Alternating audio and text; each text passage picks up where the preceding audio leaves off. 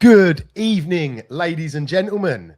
How are we all doing? Welcome to the Pricing for Profit webinar, the first of many to come. So thank you very much for taking the time out of your evening to listen to myself. My name's Wayne Bettis and my co-host, Mr. Andy Jones. How you doing, Andy?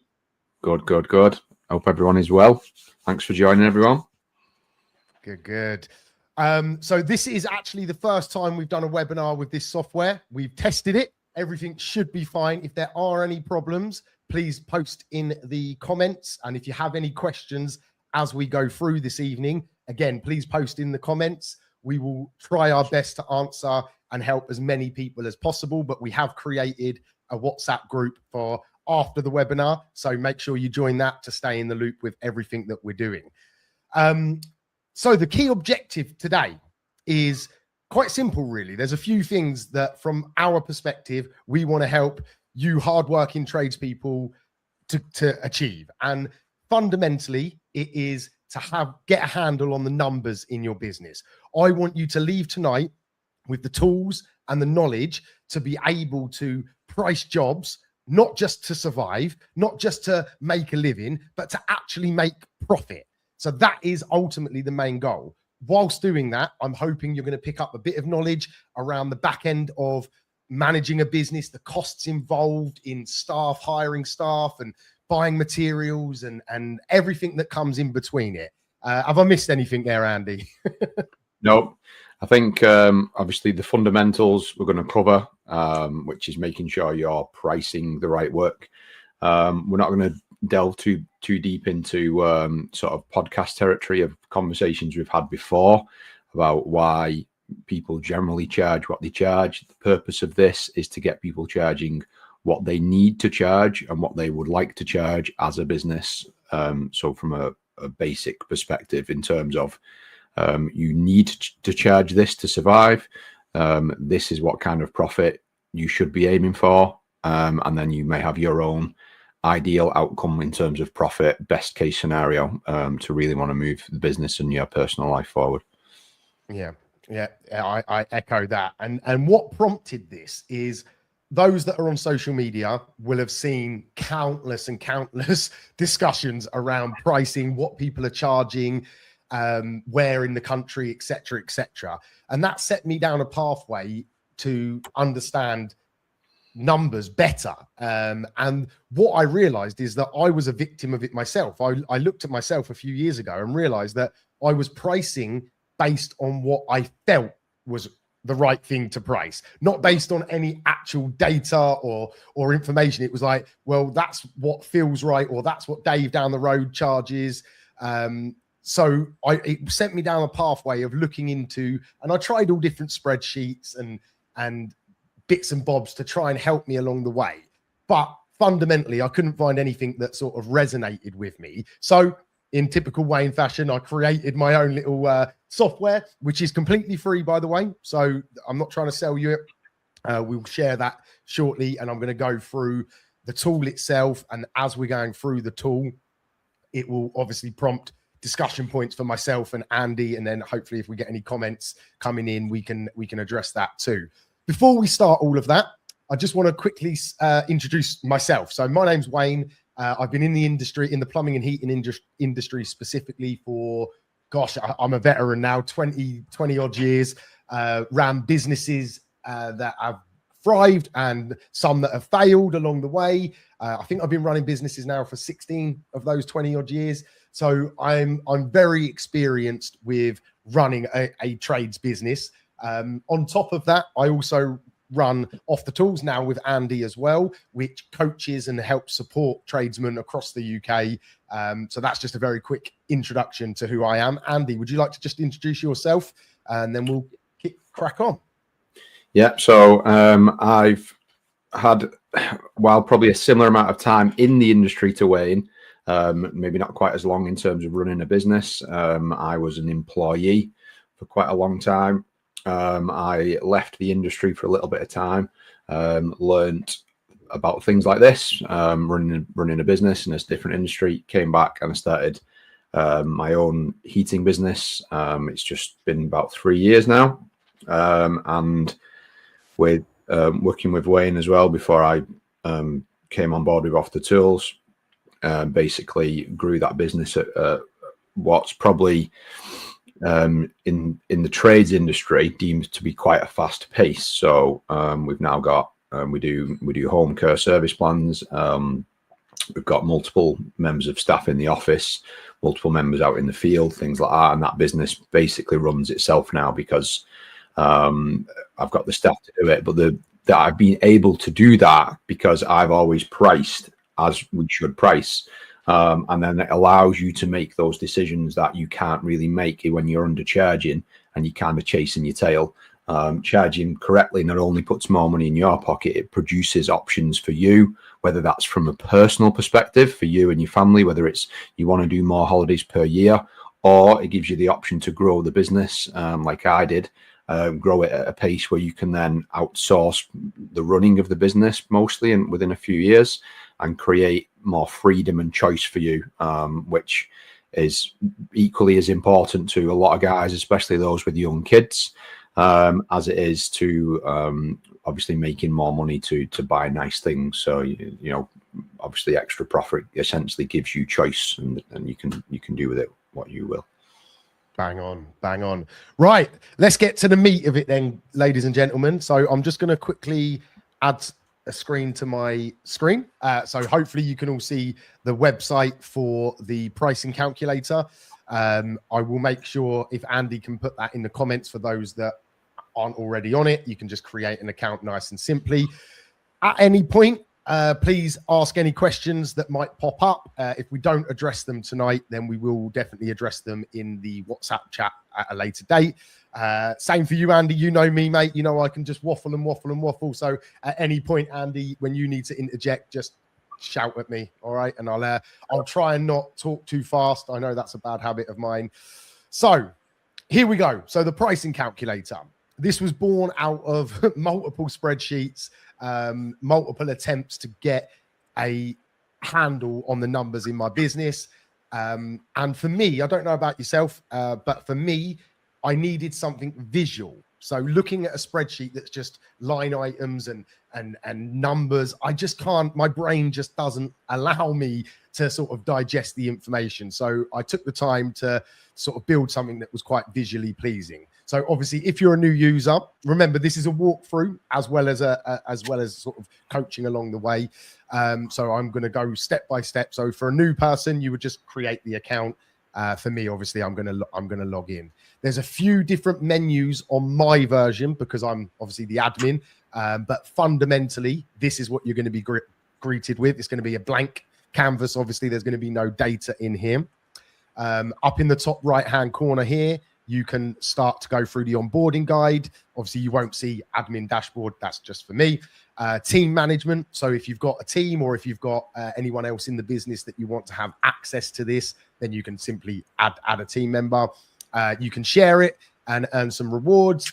You can request a feature. So this isn't sort of done and never going to be touched again. If you have an idea or you think something could work better or worse or whatever, you can request that. You can go into settings and adjust a few of the basic settings, which I'll come back to in a sec.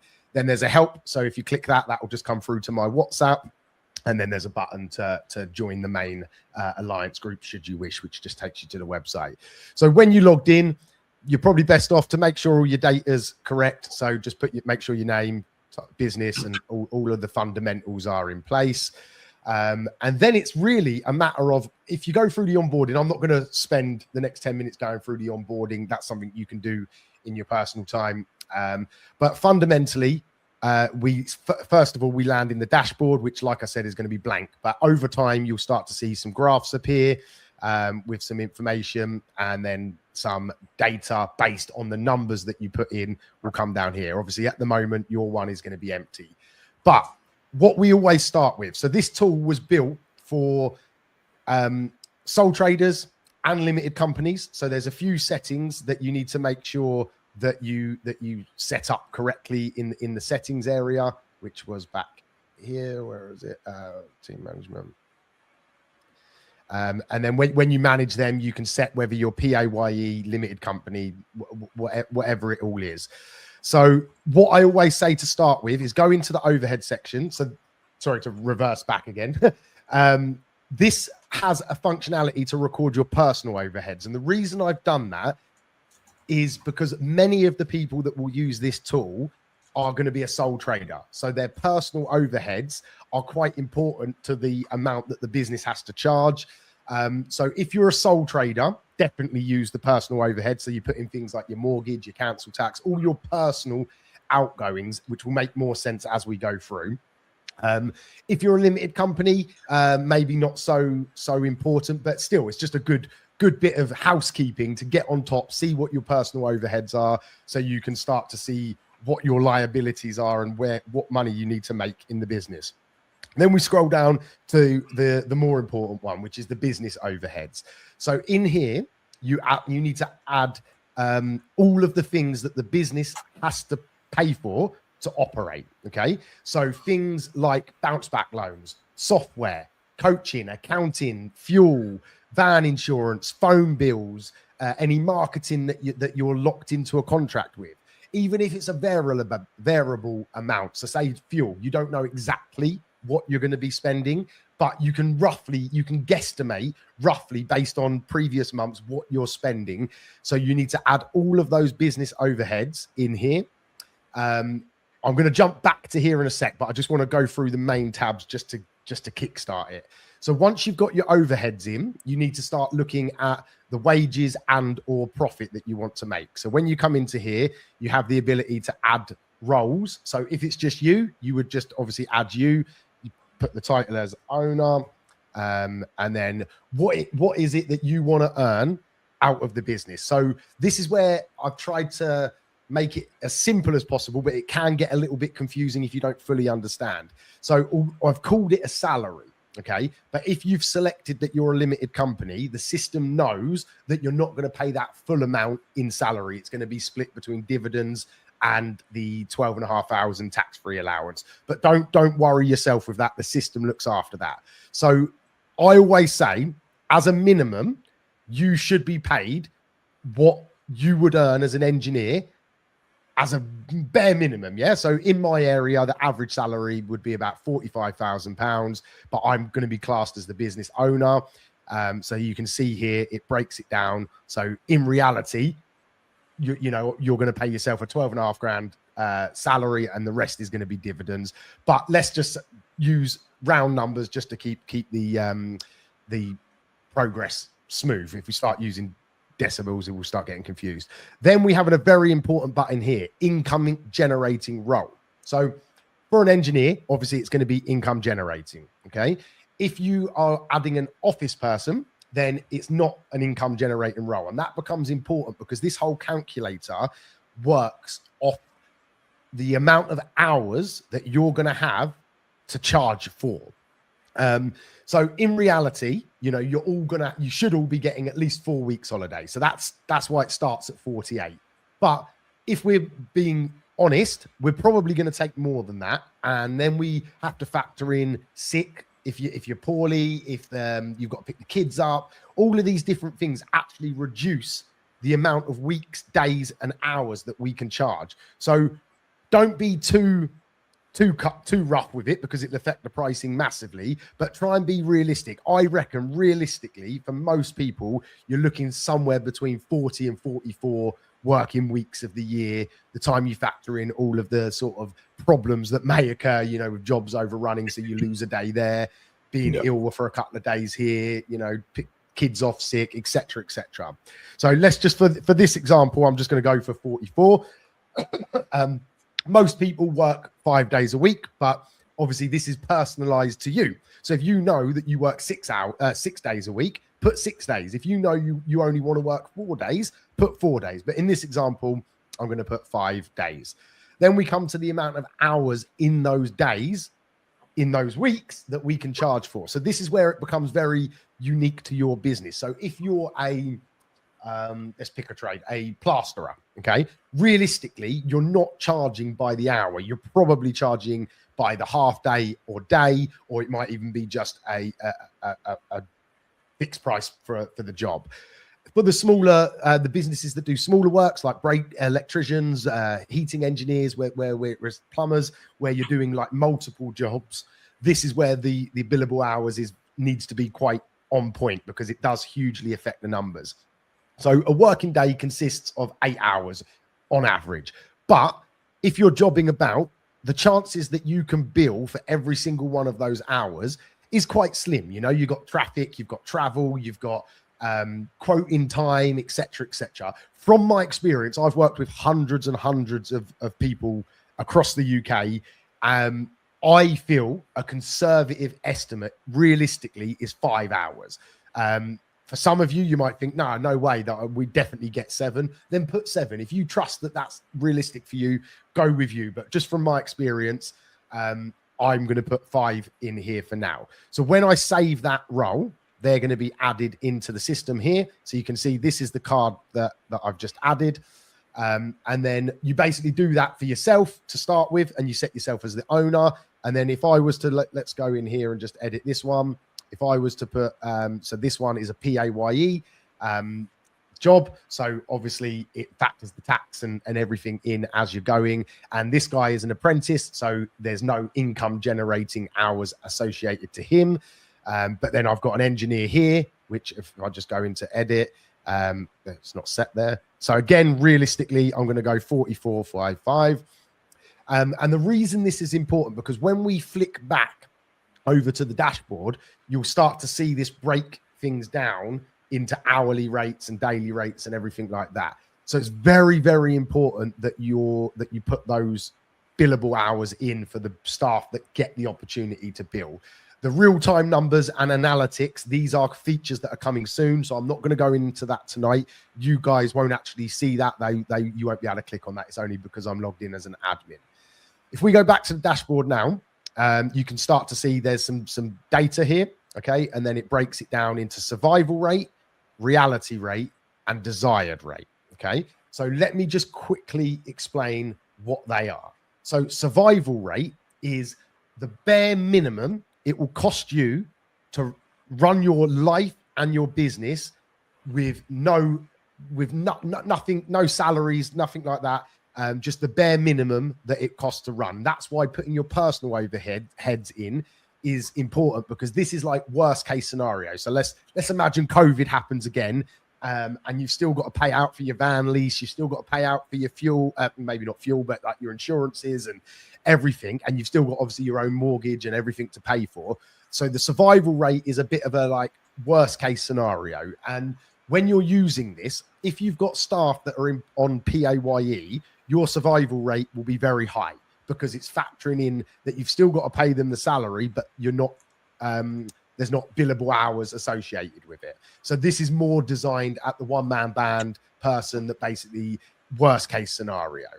Then we get to the more exciting bit, which is the reality rate. So the reality rate is really where everybody, once you plug your numbers in, if you're not at the reality rate, then you're doing something wrong, and you need to work out what that is. And hopefully, once you've run through this exercise yourself, you will see that it's probably going to be something to do with the pricing or the billable hours that is causing that problem. But what the reality rate factors in. So now this reality rate forgets your personal overhead. The personal overhead was literally just for that survival rate, just as a bit of an indicator. Once we get into here, the business overheads are factored in, plus the wages and earnings. So you've obviously put your own, what you want to earn out of the business, which is why it's called the reality rate, because you as a minimum should be earning enough to pay yourself as an engineer at the very minimum. I would argue it should be a lot more, which is why we then have the desired rate. Before we move on, some of you with an eagle eye, hopefully some of you are on a laptop. If you're on a phone, it might be a little bit more difficult to see. But there is loads of calculations down here that break down everything, because it's factoring in your tax liabilities, your NI liabilities. So that's whether you've got PAYE staff or whether it's corporation tax. Plus it also factors in the estimated dividend tax that you will owe if you were to take that money that you put in the previous step. Okay, hopefully that makes sense. So I know that's a lot of information to gather in, but moving on to the desired rate. So now this is where this is where we all should be at the desired rate, because this now starts to factor in a profit that the business wants to make. Okay, so if I go back down to the wages area, in here, we can now set on top of, so obviously, if you notice here, I'm already put in 45 grand here that I'm going to earn as a minimum. And then now you have the choice to go percentage or fixed amount. I personally would go fixed amount. And then ask yourself the question, at the end, this time next year, what would you be happy to have earned on top of the 45 grand that we've already allowed for? What would you be happy with to earn? And that's a personal choice. You know, if you want to, if you was to nick an extra 20 grand and you would be happy on that, great. If you're greedy like me and would like to make 50 grand on top of that, then stick 50 grand in. Because once we get to the desired rate, it starts to factor in all of the salaries plus this profit. Because ultimately, guys, we are in business to make money. We're not in business just to make a living. Some people are, you know, some people are quite happy ticking along, you know, but the fact that you're sitting here tonight on a random Tuesday night, listening to me and Andy, well, mainly me at the minute, so sorry, Andy, listening to me chat about pricing tells me that you want more out of your business. So make sure you're ambitious with the profit, because there's got to be a reward. There's got to be a reward for all the hard work, all the risk, all the struggle that we go through as business owners. And then down here, we've got a bit of a breakdown. So it starts to factor in. So if you're anyone that's good at maths, probably better than me, I've put 50K in here and then I've put 45K in here.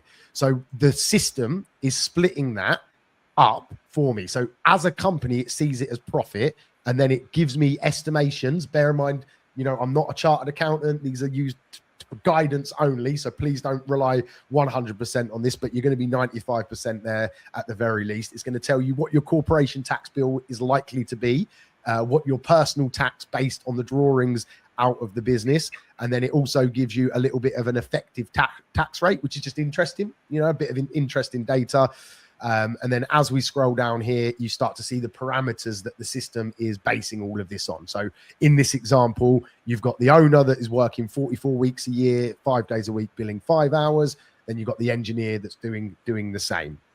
So obviously, the more staff you've got, the more working parameters that are going to be included.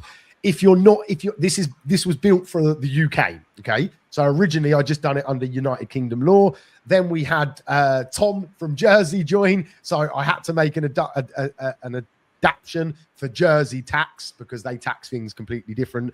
But I'm pretty sure from looking at the registrations, everybody else is going to be UK, so you shouldn't need to change that. But if you are based in Jersey, you would flick that over to Jersey, and then it changes, because they don't charge corporation tax. They tax on a personal level, and there's all different bits, but there's no point me going into that. Oh, right, let's breathe a sec. Just why you catch your breath? Why you catch your breath? Just scroll back down again to the liabilities. So this is such a key bit of information. As I say, as Wayne said, it is for guidance, not for tax advice. But most guys sort of, it gets to end of tax year, they hand the receipts in and sort of like, oh shit, what's it going to be? What's it going to be? And it's like most guys don't have a clue what it's going to be. And then the tax bill comes and like, oh, fuck. So what this allows you to do is start to put a bit of a contingency in place. And use something like a pot system or, you know, profit first kind of style, and start to square a bit of money away into a separate account that is literally dedicated for paying something like your corporation tax. So it's a little bit of you know, you can kind of see the future a little bit, and you don't have to sort of just hand your receipts in and then grimace while you wait. It gives you a bit of predictability to what that costing is going to be. Yeah, it might not be perfect, but it's going to be pretty much in that ballpark. You know, you don't want to think it's going to be $2 grand and then it turns out to be 10. If you're expecting it to be 10 and it's 11 or it's 9, then you know you're pretty much already there. So yeah, just a little 10 cents on that. Definitely, it becomes very, very handy information, because it just makes you more prepared for anything that might be thrown at you. So that brings me on Boom, right? Little question. Hopefully some of you can comment on in the comment section so we know we're not talking to ourselves. Hands up or put yes if you've ever gone to that little old lady, you was there 10 minutes and you said, oh, just bung us 20 quid, and you've not stuck to your gun and charged what you should charge. Come on, it can't just be me. I can't be the only nice guy in the UK. Let's see if anyone has. I can't see the comments because I'm on the wrong screen. Yeah. So we've definitely got Scott. I know I've done it wrong. Yeah. It's one of the most, we do it. And then, you sort of like can't stop your tongue saying it. You shouldn't say it, but you do. And again, one of the reasons why this tool is very important, because if I jump back now, so now we've put all that data in, okay, we can look at this dashboard and we can start to see what we have to charge. And I call this a price throttle. Okay. So really you should be not ever touching the survival rate, but what you can start to do is throttle between your reality rate, because that's in essence the minimum that you can charge. And then you can throttle up to your desired rate. And what I mean by throttle up is have adaptive pricing. So if it's the middle of winter and you're flat out, why won't you be charging more? And when you can justify that charging, even if that justification is in your own head, and I'll dive a little bit deeper on that quickly, because a lot of us feel that the customer is going to think we're ripping them off, right? And if you are a rip-off merchant, they're not good. I hope you feel like that. But if you're honest and you're hardworking and you take the time to fill this calculator out, you're not ripping them off. You know that you're just making a fair profit for the work, risk, and stress that comes with running a business. So don't be scared to adapt your pricing as long as it's within the reality rate and within the desired rate. Then it's all good to have a supply and demand model. We reduce our prices in spring because we know we're not that sought after. But come October, guess what? We ramp it straight back up. And yes, we get the odd comment from the customer that notices, but the vast majority never even blink an eyelid at it. But big caveat here, right? The information that this tool is going to give you is only as good as the information, the data that you put in. So if you just pull figures out your ass, it's going to give you rubbish information because it's not going to be real. So when you come to filling this out, you need to spend time thinking about it and go through all the easy stuff. Your overheads in your business, any rent that you pay for the business, all of that stuff is easy.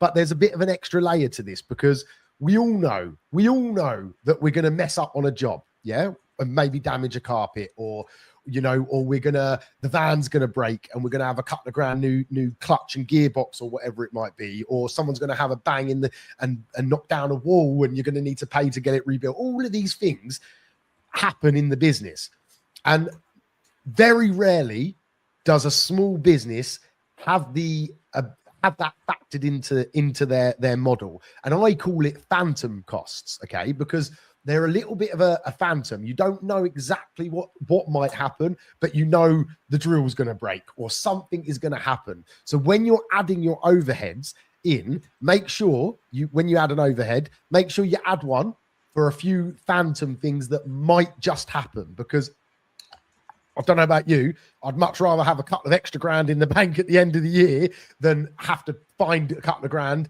that I haven't got at the end of the year to pay something that's gone wrong on the van or a new drill or whatever might happen. So don't underestimate the importance of putting in phantom costs.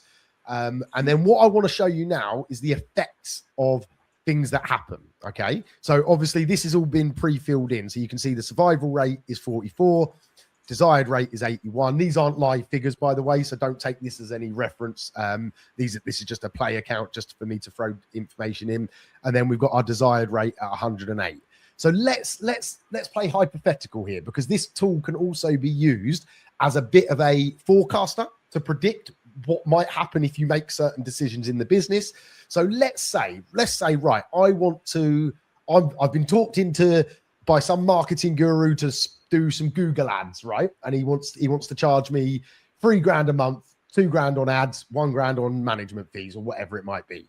Let's plug that in and see what effect that would have on the business. So let's call this test Google ads. All right. You can choose a category. This is again just for the graphs and charts. So let's say we're going to go 3,000 quid, and the price excludes VAT. So I've just added a overhead to the business. So what we should see, and this is where I'm praying that the calculator works. We should now, when we go back here, you can see there's a big difference now in the charge, the free rate. So originally it was 44, 82 and 104 or whatever it was. But by making that decision to sign up for that pretend Google Ads account, you can see the effect it has on the hourly rate. If that still fits within what you can charge in your area, because every area is different, but every area can build up that price. So don't be scared to up your price. But basically, you can use it to see if it's affordable. Yeah. If in your area, if you think it's impossible to charge 124 quid, then two things. One, I don't believe you, which I'm going to hopefully Andy will step in a minute and explain why we don't believe you. But if genuinely you feel like you can't, or for whatever reason, then you can't make that decision to invest in that marketing, you know? And then you could do the same here for engineers. So let's say you're sitting there, you're either a one-man band, or maybe you've got a couple of guys on the road and you're like, I really need someone in the office. I really need the phones being dealt with. Not sure if you can afford it. So you can play the same game here. You can add a role. So let's call this test office. What's minimum wage roughly nowadays? 26 grand, something like that for a full-time office person, which is absolutely crazy. In my head, it's still like 15 grand. So if anyone wants to check me on that, it is for a full-time job. It's about 26.5K now. So let's put these costs in. They're PAYE. Obviously, for this specific test, they're not income generating. So let's save that role.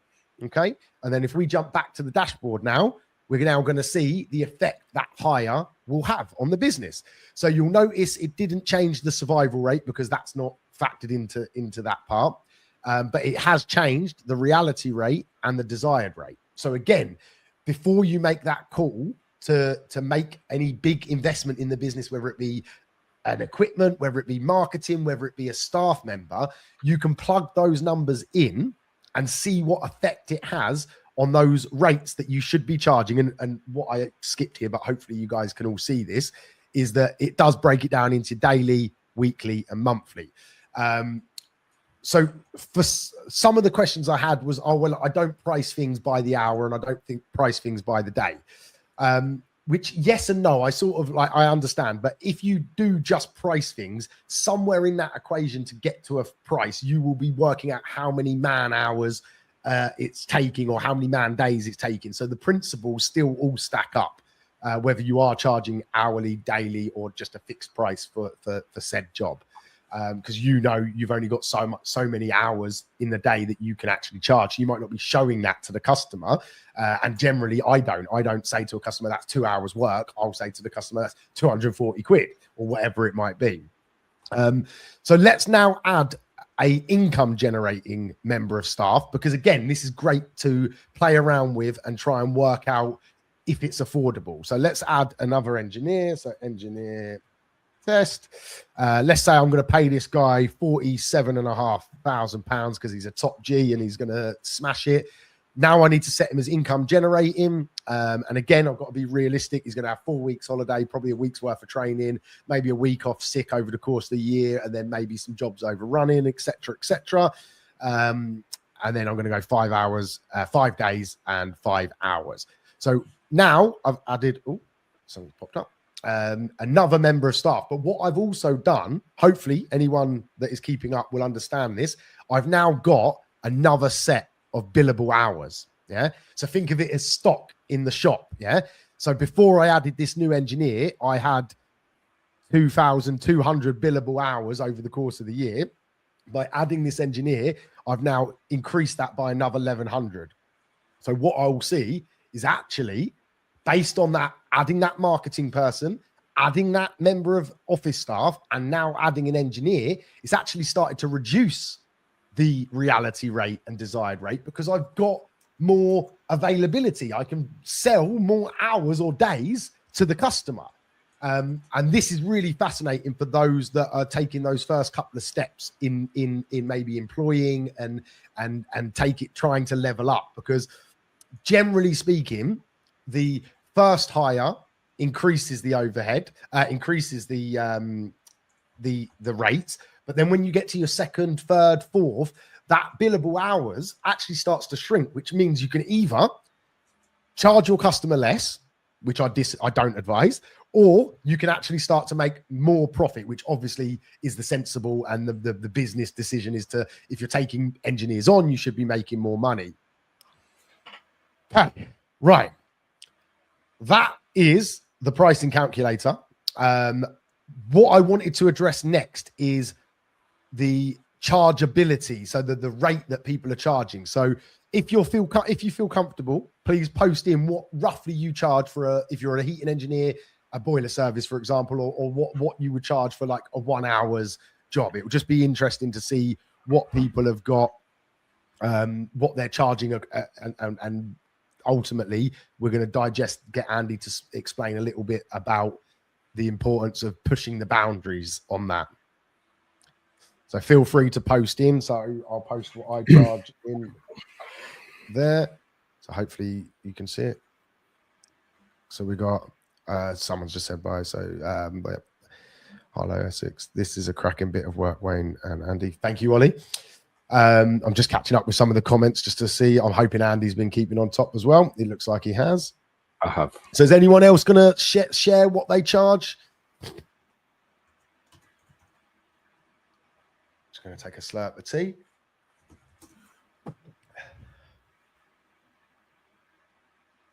So we've got a few there. So, okay, so the ones that have posted are actually charging half decent. From experience, I know there will be people watching that are charging 60, 70 quid. And after you're seeing what we're charging, you might feel like you don't want to share. So I understand that. But from the ones that are in there, they're all charging fairly decent. Andy, do you want to take the reins a little bit and just talk us through your pricing structure and why? I'll let you catch your breath. So, yeah, thank you.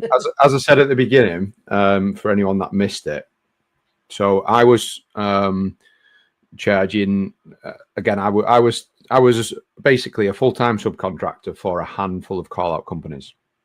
I did some of my own stuff, and I was charging £65 for a boiler service. I never got anywhere. The only money I was making was from the emergency call outs, but that was going out middle of the night, etc., etc. And then I had 2 kids, and I couldn't do it. So I found myself I did a element of business training in a separate industry, and basically learned a lot of this sort of stuff about how you can't just pluck a price out of midair. And I did mention a little bit above that I will share the link to the podcast, primarily the pricing podcast, because it's intrinsic to the pricing calculator, because most guys tend to struggle with the mindset of pricing. By having a little listen to that, and you can hear some of the more in-depth reasons. I feel like we've not got time tonight, but pairing a change of mindset with some knowledge, and the knowledge will come from the pricing calculator, because you will learn what you need to charge. And as I mentioned a little bit further above, it's so easy to just, when you're in a job for not very long, to just say, oh yeah, just give us 40 quid or whatever it might be. The problem with that is, as I mentioned earlier on, by doing that, you're essentially giving people money for them to continue living their life, however it might be. So whether it's, they might go on a few holidays a year, because looks can be deceiving. They might have a shit car on the drive, but they might have a holiday home in Spain. You never really know. So by knocking down your pricing, you're essentially taking money out of your pocket and giving it to the customer. And nobody ever really sees it like that, because I wasn't here very long. But this pricing calculator will basically give you the knowledge to understand that the business has a charge to it, it has a running cost to it. yes, I think as sole traders, it's harder to see that because you tend to see the money is in a direct correlation to your own money. And it is a little bit easier when you have a limited company because you compartmentalize the money a little bit differently in that way. But if you look at it from an angle such as like, well, I'm taking money off my family to give the customer some extra money in their pocket, then you'll understand why you can't really do that. The second thing really is that, again, we speak about this in the podcast, but I'll try and run over it quick. So many guys base their pricing, and there's a question further above about why people charge what they charge. It's generally based off looking at what other people charge in the area and then charging around that. Essentially, most guys tend to go gut shot and try and build up a customer base. But you got to remember is you're taking that data from guys that don't know, that haven't got something like a pricing calculator, haven't got a coach like me or Wayne, who just haven't learned how to charge. And what you realize is the industry, unfortunately, has been, people have taken prices from people who've taken prices from people who've taken prices who none of them have been educated in what they should charge. So I mentioned above, and this is not to brag, the reason Wayne mentioned about me pushing the boundaries, I've kind of make it one of my purposes in life to see what we're all capable of charging. And just for reference, I'm in a small town in the Northwest. So anyone that's in a more affluent area, the Northwest and the Northeast are the cheaper, more working class areas of the UK. So as you push further south, you should arguably be charging more, but we're 199 plus VAT for our rolling hourly rate. So and the business is 3 years old. So again, I mentioned that just because I've always tried to push the boundaries to see. So, and the analogy I like to use is if you're taking your van in for a service, it probably costs you 200-300 quid or whatever it is, and they're using maybe 20 quid's worth of oil. But and they've got the van for maybe an hour. You will take the van to them, drop it off, and you'll probably sit in the waiting room while they do it. They stick it up on the ramp, they drop the oil, they change the filter, and then they give it you back. So you've done all the legwork. They've had the van for the hour and they've charged you 200 quid, and you just pay it, and that's it. That's just the cost of it. Whereas we're either sending an engineer out or we're going out ourselves. We're using the fuel, we're using the extra travel time, which people don't charge for. And then we're only charging 70 quid or whatever it might be for the job. And then we move on to the next one. So the problem fundamentally is that the pricing has kind of been set in the industry by people who didn't know how to set pricing. That maybe gives it a bit of a more, you know what I mean? There's lots of lads in here, see 70 quid, 80 quid. Scott was charging 90 quid before he joined the Alliance. As I say, and the reason I mentioned that the business is only 3 years old is to just reiterate that for the guys that have been doing it longer, you've got even less of a reason behind charging not enough, if that makes sense. And, like Wayne said before, most of you guys are probably here because you want a little bit more. We're on a bit of a mission, really, aren't we, to just try and elevate everybody's pricing structure within the industry. Because, like Wayne said before, I bet you a lot of you guys, if you really stripped back your profit for the year, I bet you most guys are probably in the ballpark of an employed salary. So Wayne mentioned about it's a 45 grand salary. I pay my engineers 42 grand a year up in the Northwest, and they get some bonuses and some perks to the job as that as well. So they get, you got to think about it that way. If you can go and get a job where you're getting 42 grand a year plus 28 days holiday, plus, you've got that sick pay if you need it, you're probably going to get some overtime and some bonuses and things like that. My lads tend to walk away with about 45 grand a year. So if you're not making quite a bit more than that, you have to question, is it worth the sleepless nights, the running around, the going out late and things like that, if you're not making arguably, 70, 80 grand a year as a salary? And the only way to do that really, or the most fundamental, the key way to do that is obviously on your pricing structure. And a lot of it tends to just be through mindset. And I've said this a lot of times on all the podcasts that we do. The only way to really test it is to push the boundaries.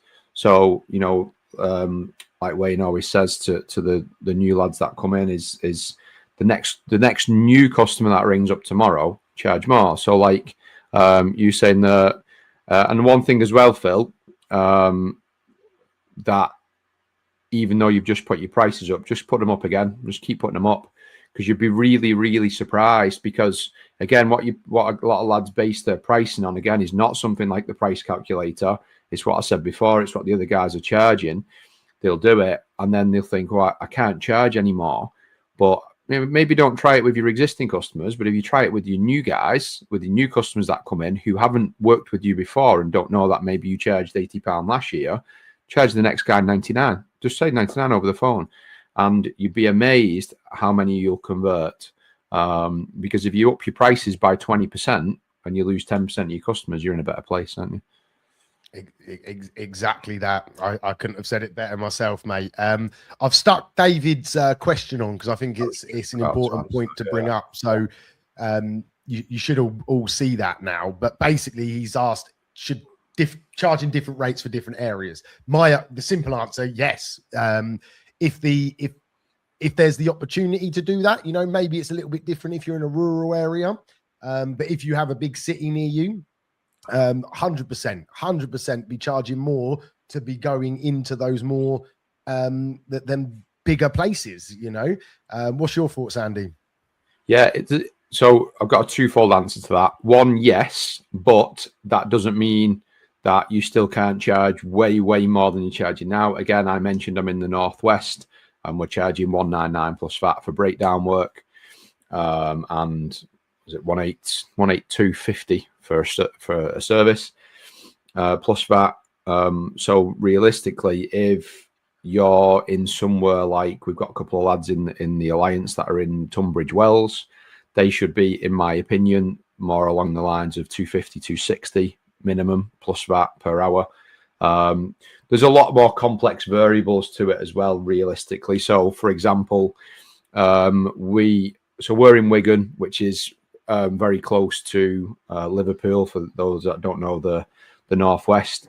And Liverpool is a unique area in the fact that it's incredibly, the number of houses per square mile is incredible, because it's rows and rows and rows of Edwardian Victorian style houses that are not far sort of from the docks from that era of time. So as a result, you can factor that into your pricing, because you're less likely to have to travel. So you can maybe charge a little bit more of a competitive price, as opposed to, again, I'll use Tunbridge Wells, so just mentioned it. You're going to get a lot more big houses on big plots of land, and you're not going to be able to job hop at the same rate. So to, again, give you that a slightly different answer to that question, David, yes, definitely charge different areas, but also factor in density of the area as well. So, if you're living in a central location, so we don't do work, for example, in central Manchester, because it adds complexity. Again, I'll use Liverpool. If customers are ringing through that are maybe on the docks, if you've got to park your van and go up an apartment, it's going to take more time. So the pricing can be quite complex. Just to answer Craig's question, I'll let you take any more. But to answer Craig's question, yes, but I would do it on a little bit more of a gentle approach for your existing customers. So let's say you're charging £120 plus VAT now, like John is, I would maybe squeeze that up to 125. But for your new customers, I would then push it straight up to say 150 straight away. Because one fundamental piece of advice that Wayne gave me at the beginning, and I always like to pass it back on, is that a lot of guys will be worried and think, oh, my customers won't pay that price, the new price that you're thinking about implementing. But your existing customers are most likely not going to be the customers that let your business go into the future. So I've sort of coined the term of a price phase, a customer phase, sorry, when you implement your pricing increase. So you essentially are going to replace your existing customers with new customers over the next few years and beyond by just slowly, because if you think about it that way, use that example I just given. If you're 120 at the minute, you up your pricing structure to 125 for existing customers, but then you bring in 150 for new customers.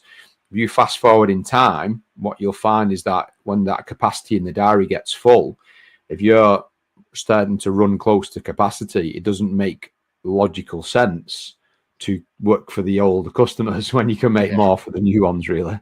So that's my. There is a big caveat to everything we've just said about here as well, though, and it's important that we mention it. So, first of all, getting a handle on the numbers obviously is what the whole discussion tonight has been about. But to charge more, you have to provide a better perceived value to that customer, for it to work. So just banging your prices up and changing nothing else, yes, it will still work and hopefully still make you more money. But fundamentally, to charge at the top end of the market, you have to be doing things like using software systems like ServiceMate, Commusoft, and all of those. You have to be sending out job reminders, job confirmations. You need to be following up with customers. You need to be banking as many reviews as possible, because all of that lets you and allows you to charge more.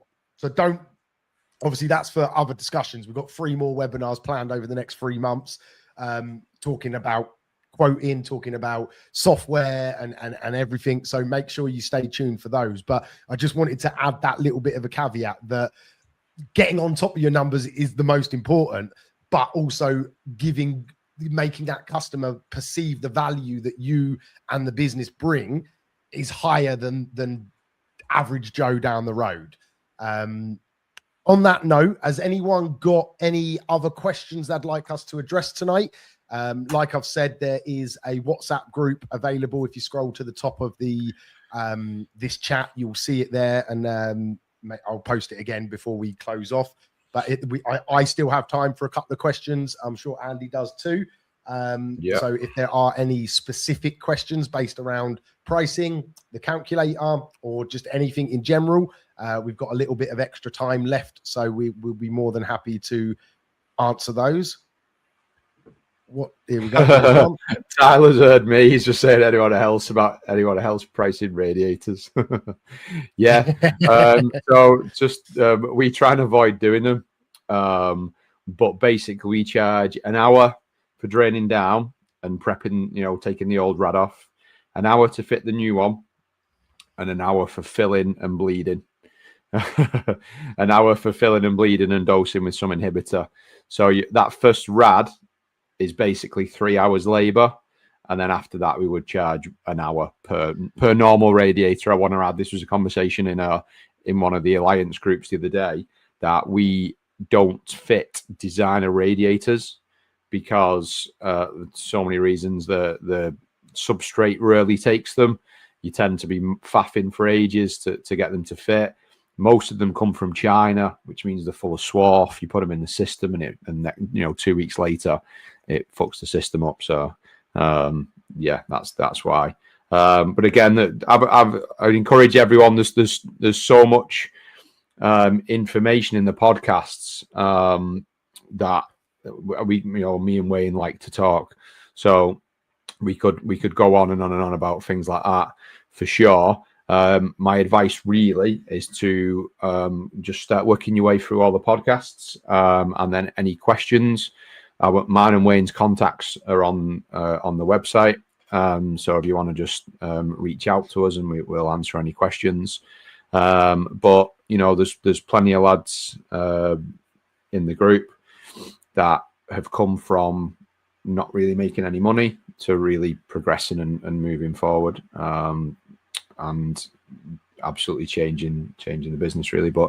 It's always a bit of a shock for some customers, because nowadays customers go, oh, just swap that rad there, or while you're here, can you just swap that rad, thinking it's literally just unclip or some shit like that. You know what I mean? So yeah, but again, like I say, I don't want to go into too many various things because we've got a whole podcast where I'm talking as much as Wayne's talked tonight, really, about how as you start to make more money and you get a bit busier, you can then actually start to handpick the work that you do.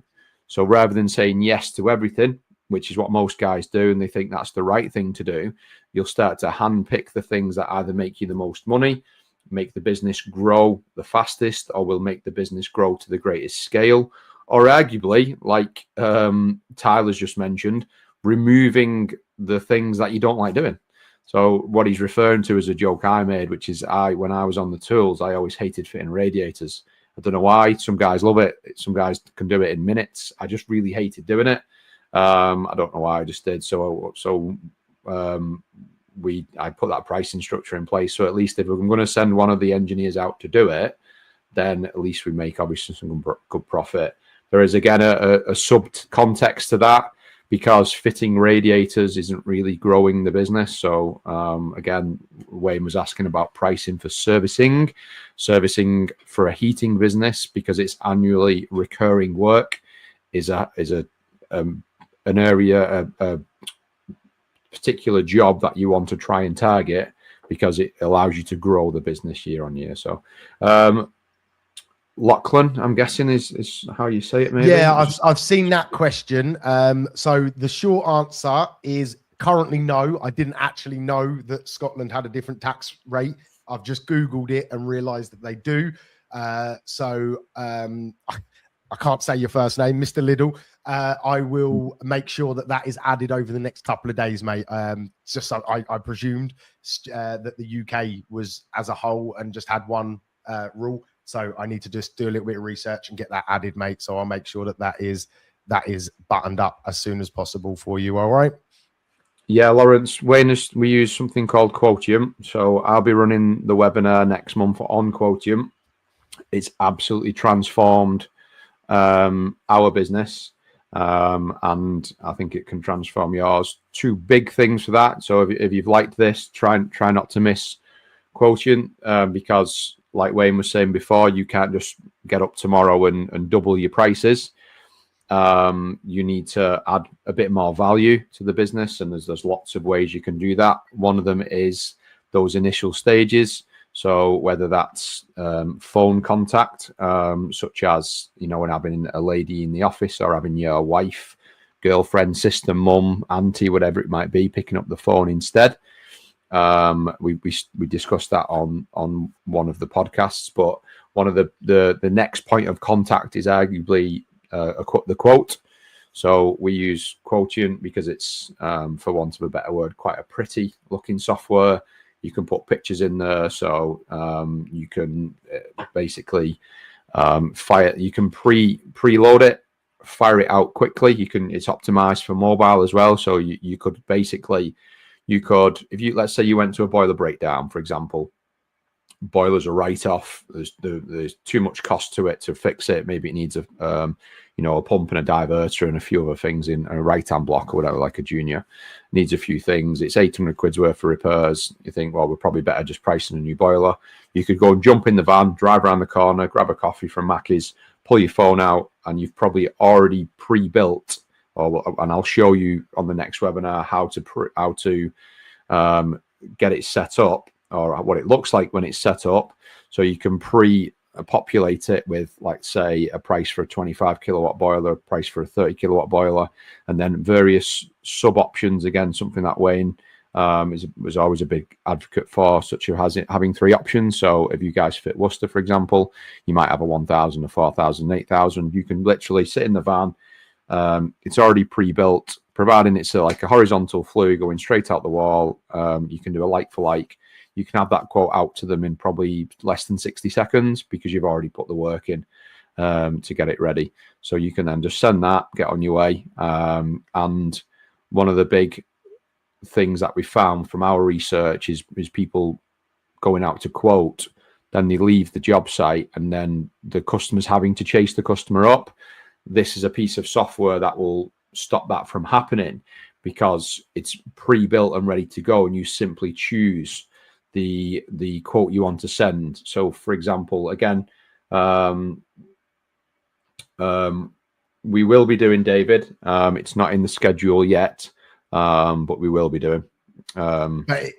Just quickly to David's point there, so the webinars that we do or that we're starting to do now are, yes, we will more than likely address that, but we do a weekly call for our members where we discuss things like employing staff and all of everything we spoke about on a weekly basis on a Wednesday night. So if that is of interest to you, obviously just get in touch with one of us, mate. All right. Yeah. And yeah, go and have a listen to the podcasts. I think is probably the best. That's always the best place to start, isn't it? Because it's you can consume it at your leisure as well, it just makes life a lot easier, doesn't it, to be able to listen to a lot of information as you're driving around and stuff. Right, we've been on an hour. I wanted to try and keep it to an hour, so unless there is any pressing questions, we can continue the chat. We'll get you added to all of the WhatsApp group when we get off, and we can continue this chat. And like Andy said, we've got plenty more webinars booked. I've posted the link in that shows the next 3. So we've got 1 a month up till April so far, but we will plan, if we get the engagement that we've had today, then it's a no-brainer for us to help as many people as we can and do as many more of these as possible. So David is my better business half, Wayne and Andy. Oh, what? He snuck in under the radar, did he? Right, on that note, Andy, any closing words, or should we wrap up? No, I think that's it. Cool. Yeah. As I say, just there's a new podcast released every week. As I said before, it's completely free. We do a new one every week. The one that's being released this week is actually a bit of an exciting one, because it as a showcase of one of the mentees of Off the Tools, showing his progression. He's progressed his business so far that he's actually bought the company that was his rival in his area. And yeah, that's an exciting one to listen to. But yeah, they're all completely free and new on every week. Lots of the questions that have been asked tonight are covered in those podcasts. So yeah, just work your way through them. Right. It's been an absolute pleasure, guys. Hopefully see you all in the WhatsApp group after, and we can continue the chat. And there's some contact details for myself and Andy, but ultimately just go to the website offthetools.co.uk to keep up to date with everything that we're doing. Hopefully I've thoroughly enjoyed it. I'm sure Andy has too, and I really hope that you found some value in tonight's session, and look forward to plenty more to come in the future. Have a good one, lads.